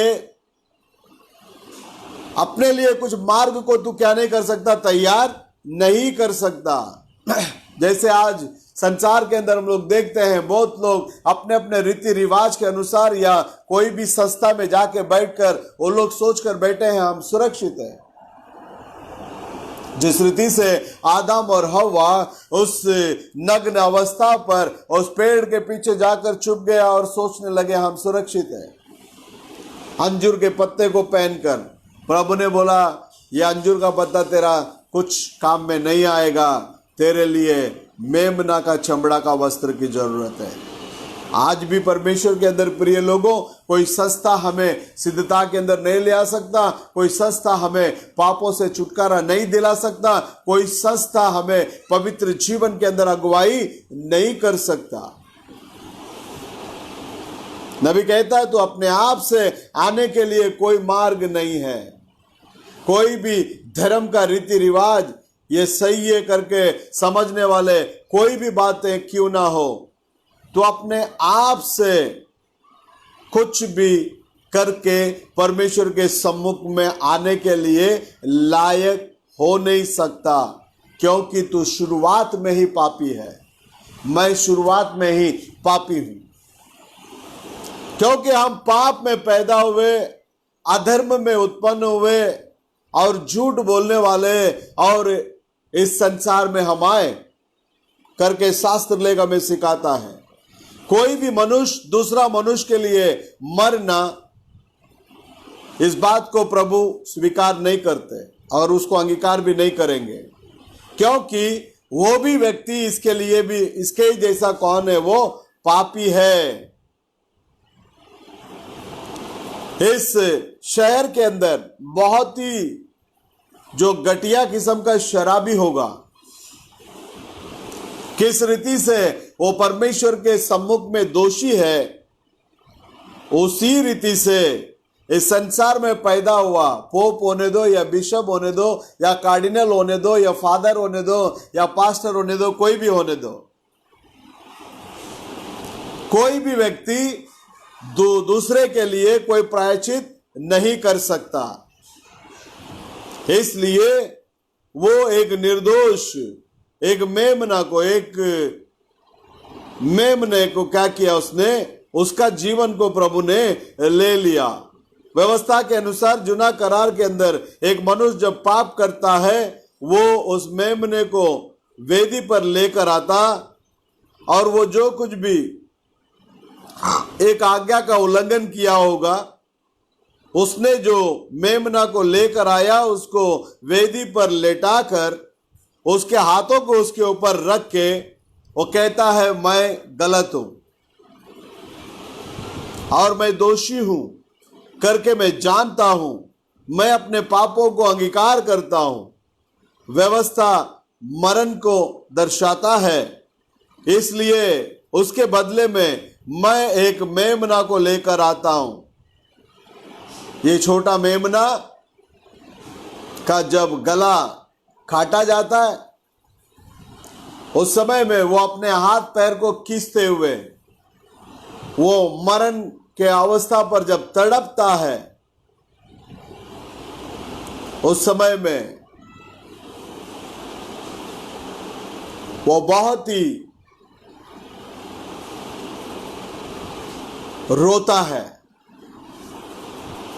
वो रोने का समय में वो चिल्लाने के लिए कोशिश करता है, लेकिन उसका गर्दन का नस काटे जाने के वजह से वो इस रीति से अपने हाथ पैर को मारते मारते तड़पते तड़पते वो मरता है।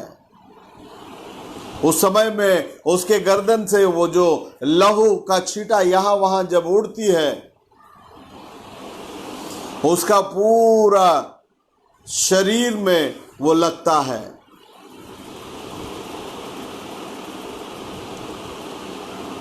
वो आराधक के हाथों में भी वो लहू जो है लगता है करके नबी यहां बताता है। वो आराधना करने वाला, वो जो किया अपने व्यभिचार के लिए, वो झूठ बोला अपने झूठ के लिए, चोरी किया अपने चोरी के लिए, अपने सारे बुरी विचारों के लिए, नहीं तो उसका दोष कुछ भी क्यों ना हो, वो सारी बातों को वहां वो महसूस कर कर वहां उस सम्मुख में वो आता है, क्योंकि वो साधारण रीति से ही वो एक दोषी है। वो दोषी होने के वजह से उसका जो इच्छा जो है, हो सकता है वो सब कामों को नहीं करना, लेकिन उसका जो अंदर से ही उसको महसूस दिलाता है कि वो एक दोषी है। अब ये मेमना के लहू के आधीन में वो आता है। उस मेमना उसके लिए मरने के वजह से वो अपने सारे चीजों को महसूस करते करते वहां प्रभु के सम्मुख में खड़ा होकर अपने जीवन के लिए, अपनी सारी बातों के लिए वो जो है महसूस करता है कि मैं गलत हूं।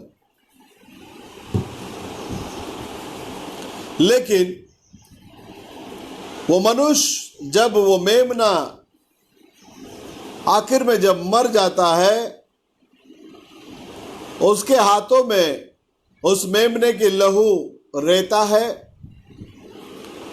लेकिन उसके हृदय में पहला जो प्यास था उस आराधना स्थल को छोड़कर वो निकलने के समय में वापस वही चीजें के अंदर वो आ जाता है। क्यों मालूम है? क्योंकि उस मेमना के लहू के अंदर जो जीवन था, क्योंकि जीवन लहू के अंदर है, इस बात को हम जानते हैं। उस मेमने के अंदर जो लहू था वो जीवन वो जानवर का जीवन होने के वजह से वो टूटकर, मतलब वो कोशिका के बारे में बात करता है, वो कोशिका टूटकर दोबारा वो मनुष्य के ऊपर क्या नहीं कर सकता, नहीं आ सकता, क्योंकि वो जानवर का है। उस आराधक के ऊपर वो दोबारा नहीं आ सकता, क्योंकि आराधक जो है वो एक मनुष्य है। इसलिए जुना करार के सारे लहू उन पापियों का पापों को डापा है, वो क्षमा नहीं कर सका। हाँ परमेश्वर के अंदर प्रिय लोगों, वो मनुष्य जब उस स्थान को छोड़कर जाने के समय में प्रारंभ में जो चीजों को करने के लिए वो प्यासा था, वही प्यास के साथ वो वापस लौट कर आता है।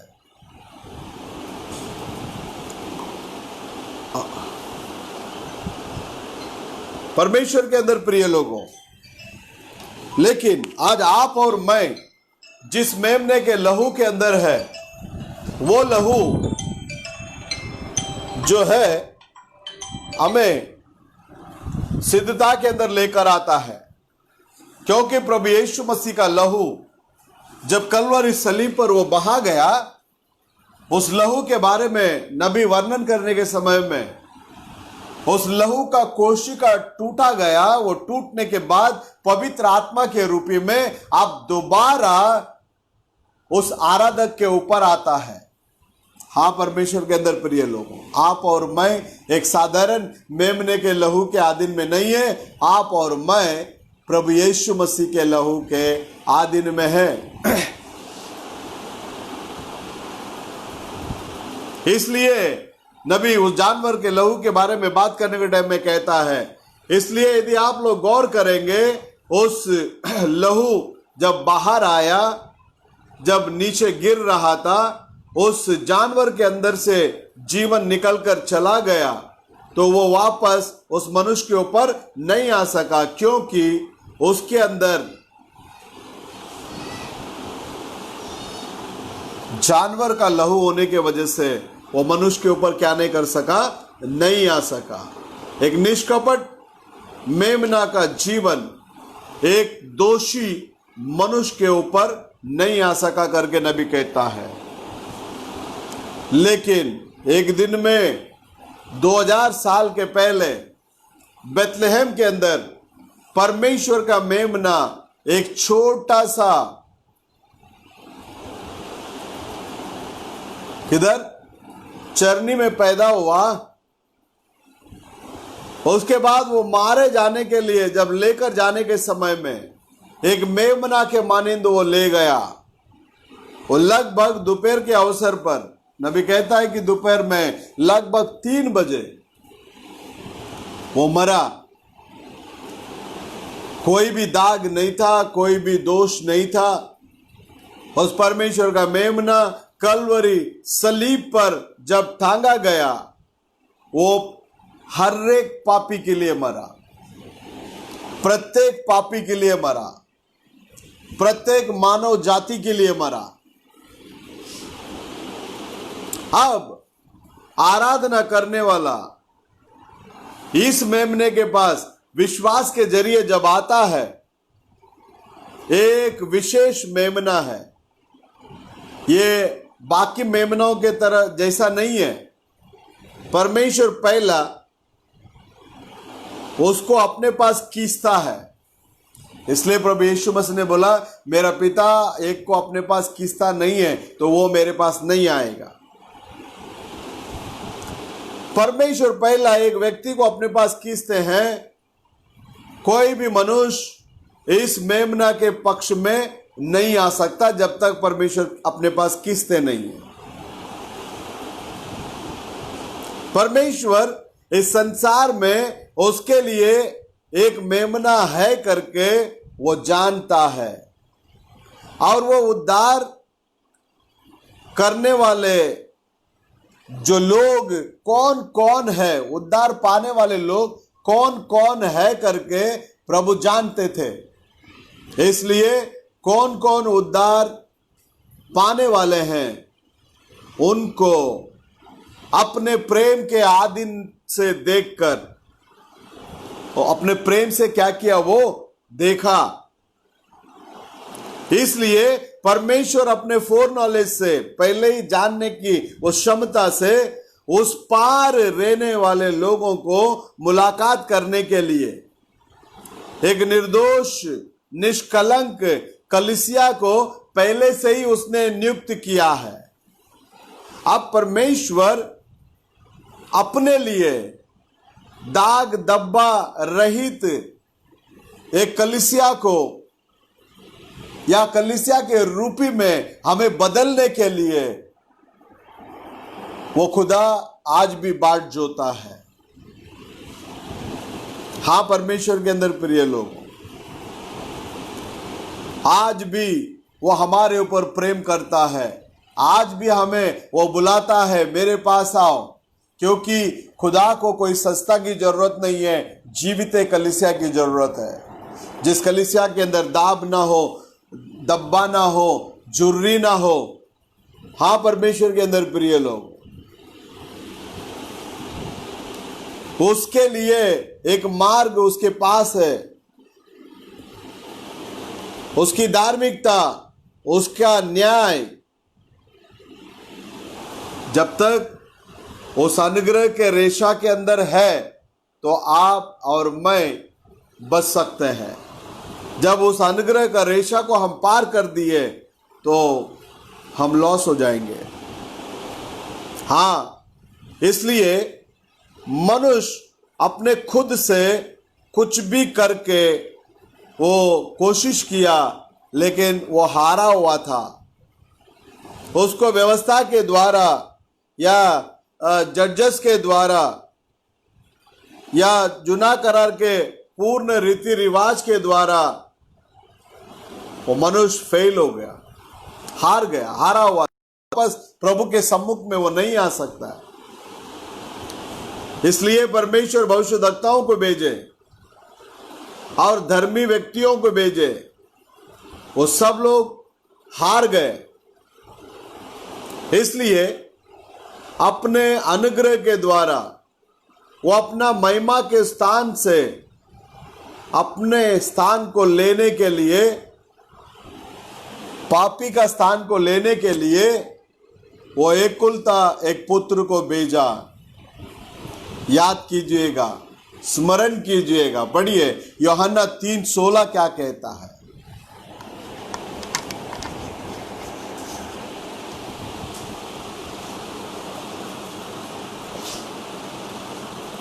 क्योंकि परमेश्वर ने जगत से ऐसा प्रेम रखा कि उसने अपना एकलौता पुत्र दे दिया। परमेश्वर ने हमसे इतना प्रेम किया, उसने हमें एकलौता पुत्र को क्या कर दिया, दे दिया। देख लेना, इसी बात को नबी यहां दर्शाता है। परमेश्वर अपने उस अनुग्रह के द्वारा उस महिमा के स्थान से अपने स्थान को लेने अपने एकलौता एक पुत्र को भेजा। याद कीजिए, वो इस स्थान को लेने के लिए रोम के पास जो पोप है उसके पास नहीं गया, या उसके पास बोला नहीं। अगर बोला होता वो पोप उस काम को नहीं कर पाता। उसके बाद नबी कहता है कि कोई कार्डिनल इस काम को नहीं कर सकता। कोई सीनियर पास्टर हो या जूनियर पास्टर, कोई भी इस काम को क्या नहीं कर सकता। अगर प्रभु करने के लिए बोलते तो वो नहीं कर पाता। नबी कहता है कि पूरा दुनिया के अंदर बहुत ही पवित्र फादर या उससे भी बोलते, तब भी वो इस काम को क्या नहीं कर सकता, नहीं कर सकता। क्योंकि यूदास इस्करियोत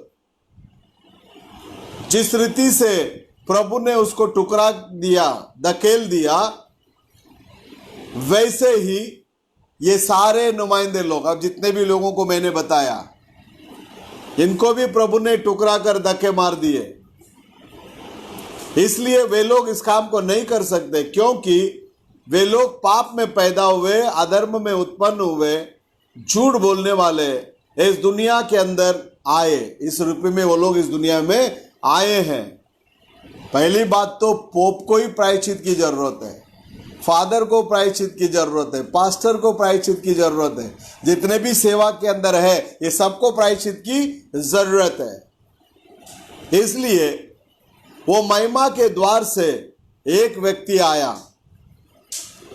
वो कोई एक मनुष्य नहीं तो भला काम करने वाला मनुष्य को, ना तो कोई यहूदी को, ना तो कोई अन्य जाति नहीं है वो, ना तो वो यहूदी है, वो देह में प्रकट हुआ, देह में छुपा हुआ सर्व सामर्थ्य परमेश्वर है। वो दूसरा कोई नहीं है, वो प्रभु यीशु मसीह है। नबी कहता है कि वो महिमा के द्वार से एक व्यक्ति आया, ना तो वो कोई अच्छा काम करने वाला मनुष्य, ना तो कोई मनुष्य के रूप में, ऐसा नहीं, ना तो कोई यहूदी के रूप में, ना तो कोई अन्य जाति के रूप में, ऐसा नहीं है। वो देह में छुपा हुआ सर्व सामर्थ्य परमेश्वर है, उसके अलावा वो दूसरा कोई नहीं है। वही अपने खुद के लहू को बलि देने के लिए आया, क्योंकि वो जो है, आप और मैं जिस रीति से पैदा हुआ उस रीति से वो पैदा नहीं हुआ। हम लोग हमारे माँ बाप की इच्छा पूर्ण होने के वजह से पैदा हुए हैं, लेकिन प्रभु यीशु मसीह का जन्म इस रीति का नहीं है।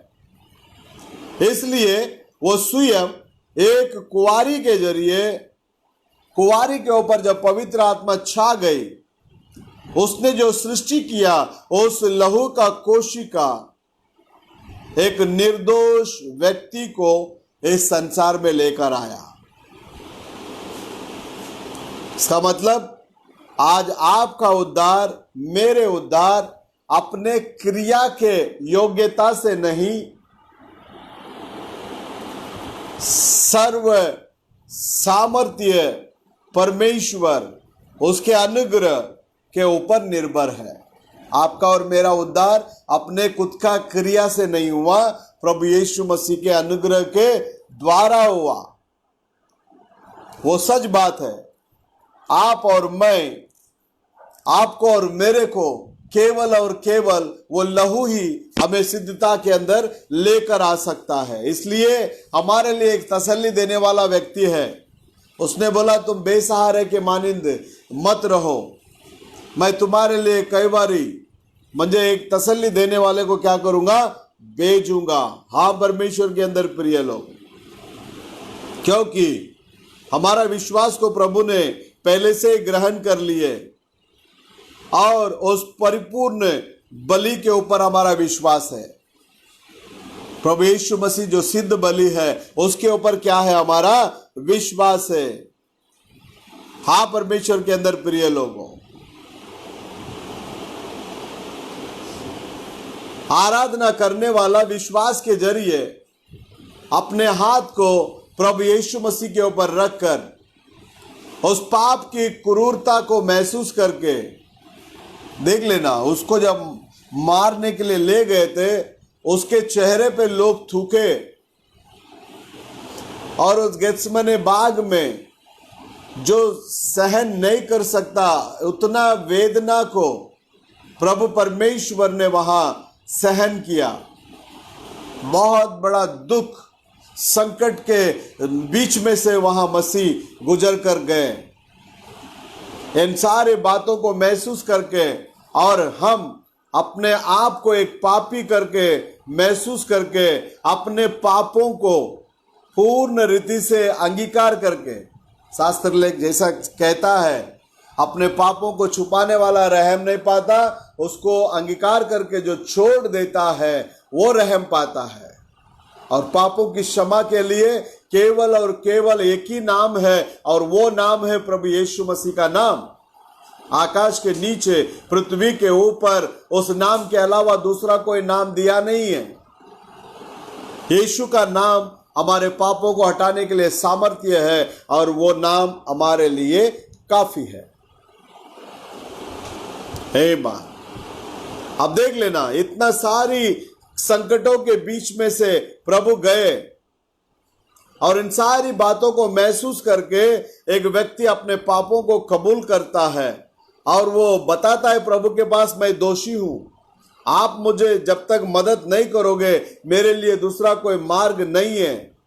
और विश्वास के जरिए आपने जो भेजा उस पवित्र आत्मा मुझे अंदर आने के लिए बार बार क्या करता है, बुलाता है। अब मैं विश्वास के जरिए प्रभु यीशु मसीह को अपना खुद का उद्धार करता करके स्वीकार करता हूं करके जब वो कहता है, उस कलवरी से उस प्रभु के अंदर से जो निकला हुआ वो जीवन स्वयं पवित्र आत्मा है और यीशु मसीह का उस लहू का कोशिका के अंदर वो छुपा हुआ है और इस जीवन उस आराधक के ऊपर वापस आता है और उसको मसीह के शरीर के अंदर पवित्र आत्मा के द्वारा बपतिस्मा करके उस शरीर के अंदर लेकर आता है।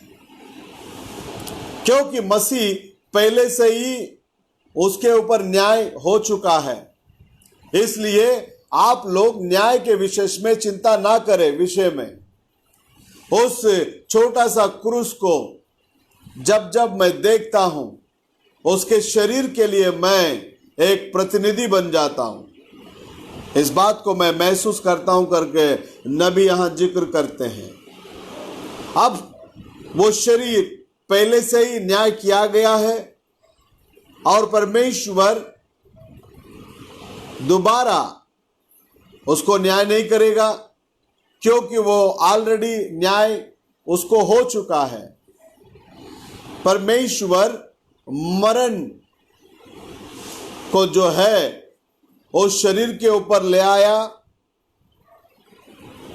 और मैं उस शरीर के अंदर छुपकर एक मार्ग को यदि मैं पालूं और उस न्याय आपके लिए और मेरे लिए जो दिया गया था, अब यीशु मसीह का न्याय होने के वजह से आज आप और मैं आजाद हो गए। इस बात को हमें रोमियो का किताब 8वां अध्याय 1 वचन सिखाता है। पढ़िए। अतः अब जो मसीह यीशु में है, दंड की आज्ञा नहीं, हाँ, क्योंकि वे शरीर के अनुसार नहीं वरन आत्मा के अनुसार चलते हैं। वापस पढ़ना। अतः अब जो मसीह यीशु में है, उन पर क्या नहीं है, दंड की आज्ञा नहीं है। इसके लिए नबी कभी भी एक वचन को बार बार याद दिलाएंगे। देखिए यूहन्ना 5:24 के अंदर, दुल्हन के लिए जो है दंड नहीं है, वो ऑलरेडी जीवन के अंदर प्रवेश कर चुकी है करके बात करेंगे। पढ़िए 5:24 को।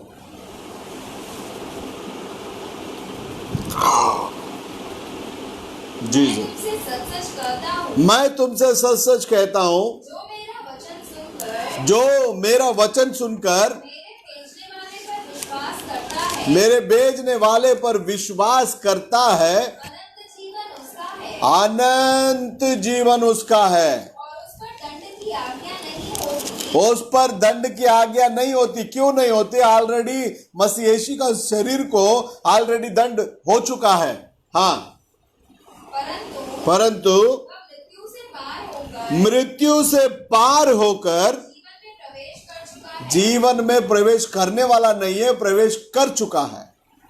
क्योंकि ऑलरेडी मसीह का शरीर में दंड हो चुका है। अभी आप और मैं दंड के हकदार नहीं है। हमको प्रभु ने बाहर लेकर आ गया, दंड से हम बच गए। अब हम अनंत जीवन के अंदर प्रवेश कर चुके हैं, करने वाले नहीं। तो इसलिए यहां 8वां अध्याय 1 वचन में कहता है, ये हम मसीह यीशु के हैं तो मांस के अनुसार नहीं चले। आमीन। आप और मैं यदि मसीह यीशु के अंदर है तो हम देह रूपी जीवन ना जिए, हम आत्मिक रूप में चलेंगे तो हमारे ऊपर दंड की आज्ञा नहीं होगी। क्योंकि नबी पौलुस कहता है, यीशु मसीह के द्वारा जीवन का वो आत्मा का प्रमाण मुझे पाप और मरण के उस विधि से क्या कर दिया, आजाद कर दिया। आज हमें देह रूपी नहीं चलना है प्रियो, आज हमें चलना है आत्मिक रूपी। आज आप और मैं यदि आत्मिक रूपी चलेंगे तो दंड के पात्र हम नहीं ठहरेंगे। परमेश्वर का शास्त्र लेख इस रीति से हमें जिक्र करता है। इसलिए नबी कहता है कि इसलिए जो कुछ भी आने दो या जो कुछ भी जाने दो उसके बारे में चिंता ना नहीं है, क्योंकि उस लहू के आधीन में हम छुप गए। आमीन। उस लहू के आधीन में हम लोग क्या हो गए, छुप गए। यदि इसको हम देखना चाहते हैं, पहला कोरिन्थी का रास 12वां अध्याय 12वां वचन को पढ़ना।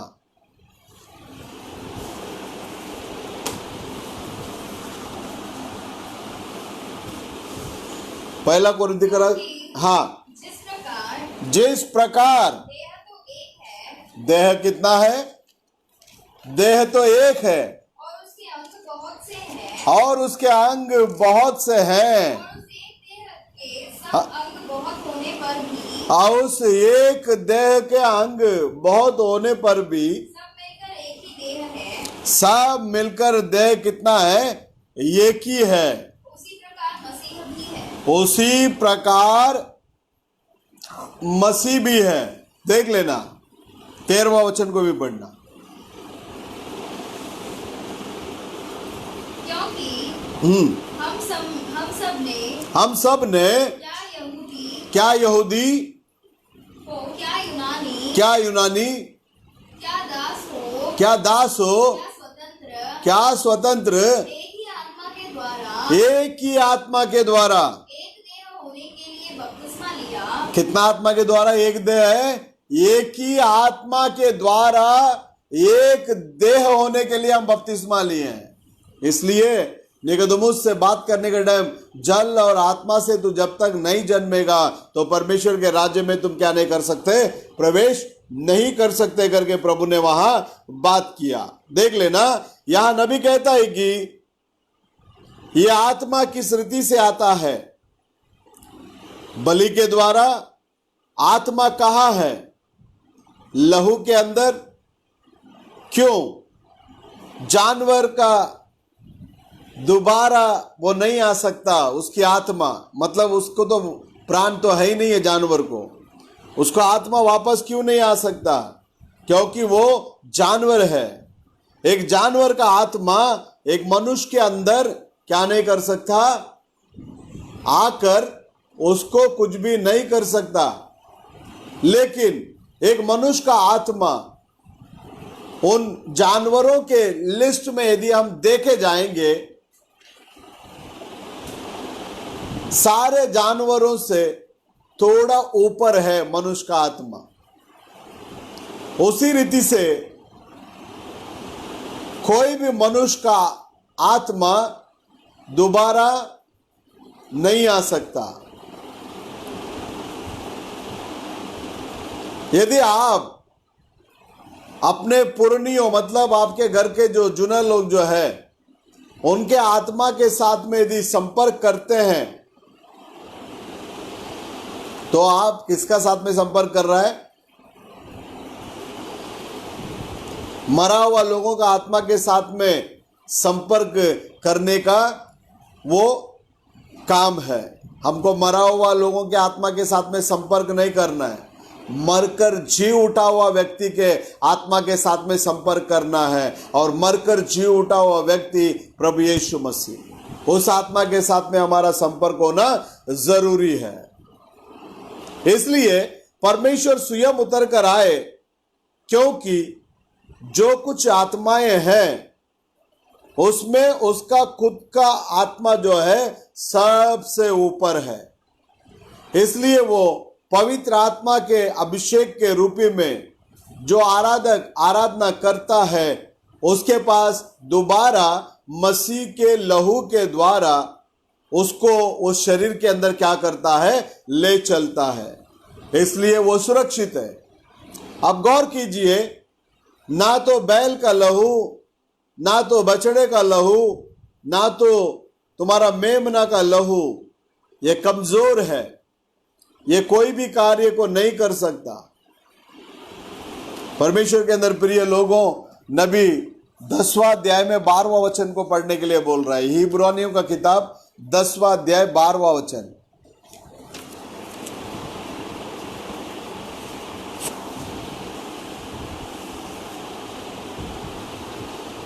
परंतु हाँ यह व्यक्ति तो पापों के बदले हाँ, एक ही बलिदान सर्वदा के लिए चढ़ाकर एक ही बलिदान सर्वदा के लिए चढ़ाकर परमेश्वर के दाहिने जा बैठा। परमेश्वर के दाहिने जाकर क्या कर लिया? ये बैठा करके यहां शास्त्र ले कहता है। अब देख लेना, यहां नबी बात करने के समय में ना बैल बकरों के लहू के द्वारा कुछ भी लाभ नहीं हुआ और कोई भी प्रायश्चित नहीं कर सका, लेकिन ये व्यक्ति कौन? प्रभु यीशु मसीह, ना तो कोई पोप इनके पापों के लिए या हमारे पापों के लिए कोई बलि को चढ़ाकर हमेशा हमेशा जाकर क्या नहीं किया? प्रभु के दाहिने हाथ में बैठा नहीं है, लेकिन प्रभु यीशु मसीह अपने आप को बलिदान के रूप में चढ़ाकर प्रभु के दाहिने हाथ की ओर जाकर क्या हो गए? बैठ गए। और कहता है कि अब शत्रुओं को उनके पैर के तले रौंदने तक वो इंतजार कर रहा है। हाँ परमेश्वर के अंदर प्रिय लोगों, क्या आप लोग तैयार है? परमेश्वर का वचन तैयार है? इसको गौर कीजिए। इसके बाद वो हृदय के गहराई में जाने के लिए मैं चाहता हूं ये बातें जो है आप लोगों के हृदय की गहराई में बैठे। परमेश्वर ने सारे काम को समाप्त करके प्रभु के दाहिने हाथ के उधर जाकर बैठ गए, एक ही बलि को चढ़ाया। ये ऐसा नहीं कि बेदारी के बाद बेदारी, मीटिंग के बाद मीटिंग, दिन के बाद दिन करके नहीं, वो एक ही बलि को चढ़ाया और वो सिद्ध है। आमीन। उसके बाद में शास्त्र ले कहता है, वो जिसको पवित्र करता है एक ही बलि से, वो व्यक्ति हमेशा हमेशा सिद्धता के अंदर बना रहता है।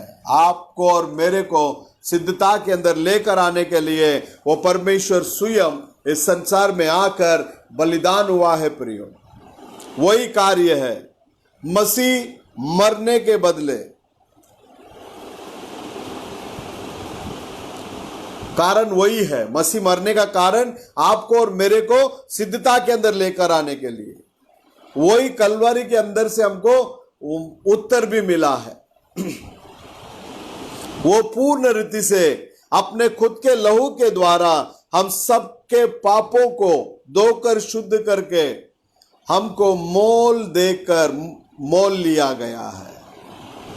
और यही लहू प्रभु यीशु मसीह का हर एक विश्वासियों को सिद्धता के अंदर लेकर आता है। दूसरा कोई भी लहू आपको सिद्धता के अंदर क्या नहीं कर सकता? लेकर नहीं आ सकता। न दाग, न धब्बा, न जुर्री। सर्व सामर्थ्य परमेश्वर के उपस्थिति में हम सिद्धता के अंदर, सिद्धता की ओर से बढ़कर, सिद्धता को पाकर हम प्रभु के सम्मुख में खड़े हैं।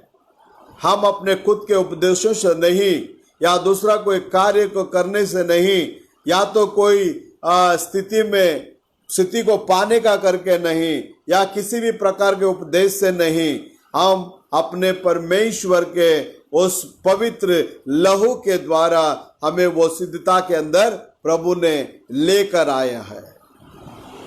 विश्वास के द्वारा धर्मी जन जिएगा और हमेशा हमेशा हमें सिद्धता के अंदर प्रभु लेकर आया।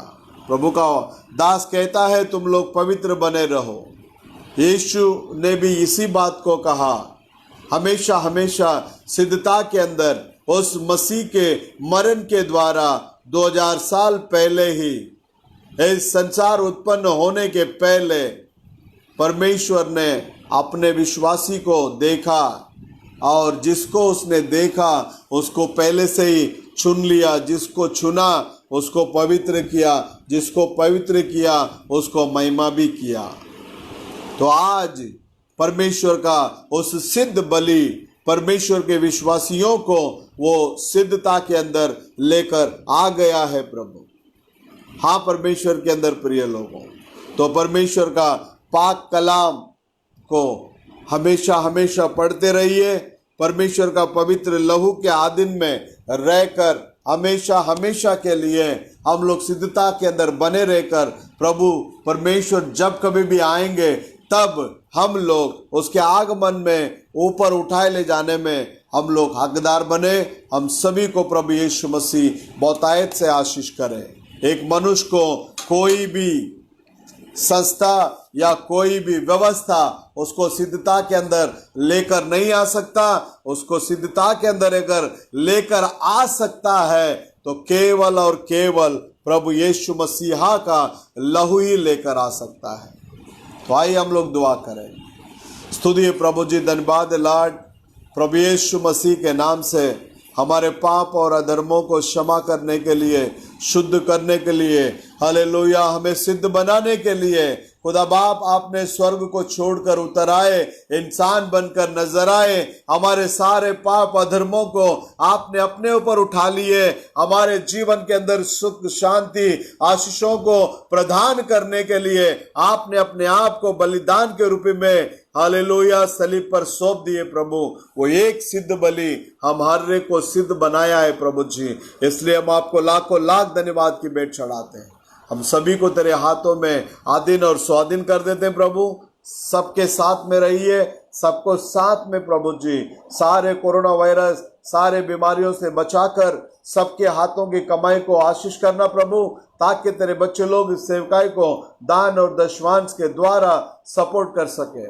सहायता करना, मदद करना, सारा आदर महिमा गौरव हम आप ही को देते हैं। बीते हुए सप्ते में जितने भी लोग जन्मदिन मनाए प्रभु, हमारे कलीसिया के सारे भाई बहनों को तेरे चरणों में लेकर आता हूँ। सभी को आशीष करना प्रभु जी, सभी के साथ रहकर चलाइए। आपका सारा आशीषमय हाथ हर एक के साथ में बने रहने देना। आप संभालो, आप चलाओ। अब तक सुरक्षित रखा है प्रभु, आगे भी आप रखेंगे करके विश्वास के साथ पूरा मंडली को हम आपके हाथों में समर्पित करते हैं। आशीष करना, अगुवाई करना। जितने भी लोग दूर दूर से हमारे साथ में जुड़े थे उनको भी आशीष करना प्रभु, उनकी हर जरूरतों को पूरा करना। सारा आदर महिमा गौरव हम आप ही को देते हैं। आशीष कीजिए, अगुवाई कीजिए। छोटी सी दुआ प्रभु यीशु मसीह के नाम से मांगते हैं, सुनकर कबूल कर लेना। सब लोगों को जय मसीह की। प्रभु यीशु मसीह आप सब लोगों के साथ में बने रहे। प्रभु यीशु मसीह का प्रेम, उनका अनुग्रह और उनके आशीष उनके आगमन तक हम सब लोगों के साथ में बने रहे। आमीन। सबको जय मसीह।